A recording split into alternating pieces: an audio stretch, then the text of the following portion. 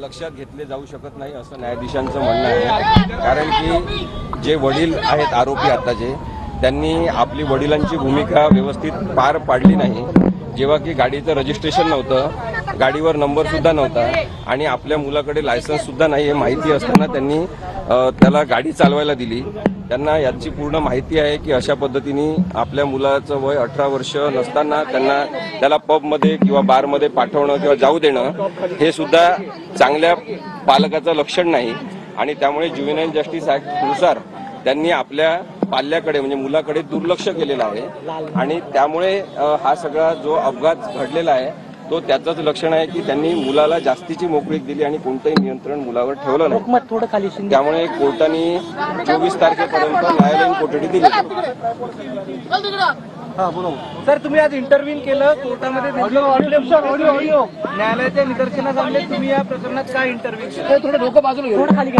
Intervention 2-3 मुद्द्यांवर आहे। एक तर पहिली गोष्ट म्हणजे या अपघातात जरी 2 जण मेलेले असले तरी पुण्यातल्या सगळ्यांनाच रस्त्यांवरून जावं लागते, वाहनं चालवावं लागतात आणि सगळ्यांचा जीव धोक्यात आहे अशी परिस्थिती आहे। अशा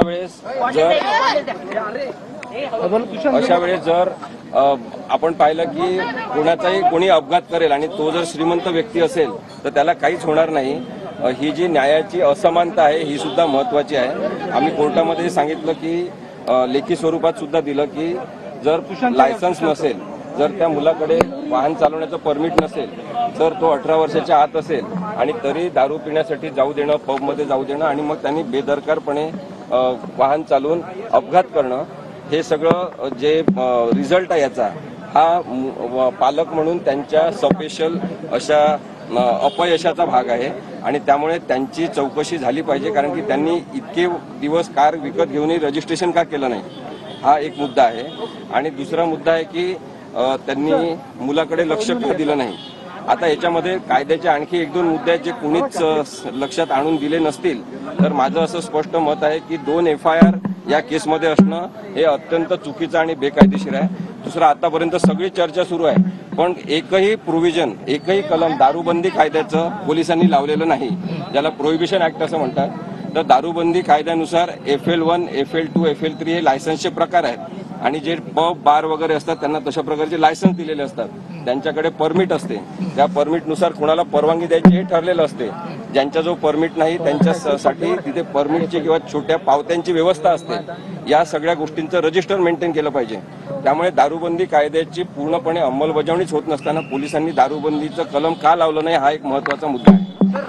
अंडरवर्ल्डचा काय संबंध आहे, असं झालं का, काही बोलणं झालं का, काय म्हणायचं? राहुल गांधींचा गैरसमज झालेला आहे आणि सगळ्यांचाच तसा झालेला आहे की या मुलाला केवळ जामीन दिलेला आहे, त्याला काही मोकळं सोडून दिलेलं नाही आहे, निर्दोष सोडलेलं नाही आहे। त्यामुळे जामीन करत असताना ज्युव्हेनाईल जस्टिस ॲक्टमध्ये जी प्रोव्हिजन आहे ती सुधारणावादी शिक्षेची किंवा अटींची आहे, त्याला काही अटींवर सोडलेला आहे। त्यामुळे सगळ्यांनीच निबंध लिहिला की त्यांना सोडतील असा जो काही समज झालेला आहे तो भावनाशील समज आहे आणि लोकांनी त्याच्याबद्दलचा नक्की विचार केला पाहिजे। मग राहुल गांधींनी पण जे काही ट्विट केलेलं आहे किंवा व्हिडिओ केलेला आहे त्याच्यामध्ये सुद्धा गैरसमज आहे असं दिसते की त्यांना आरोपीला सोडूनच दिला जणू काही असा त्यांचा समज झालेला आहे। नाही, अंडरवर्ल्डशी संबंध आहे वगैरे असा कोणता युक्तिवाद कोर्टात कोणी केला नाही।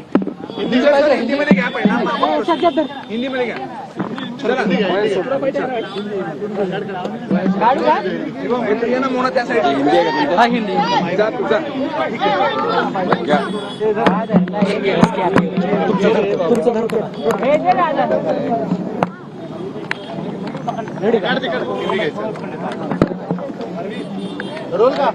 है कि वो 18 साल का नहीं है तो उसे पब में नहीं जाने देना चाहिए और जब उसके पास लाइसेंस नहीं है तो उसको ड्राइविंग के लिए इतनी बड़ी कार नहीं देनी चाहिए। ये सब जो जिम्मेदारी की लक्षण है वो सब एब्सेंट है इसमें और इसलिए पिता करके उन्होंने एक अपयश दिखाया है, इसलिए उनके जामीन को विरोध किया गया और उनको 24 तारीख तक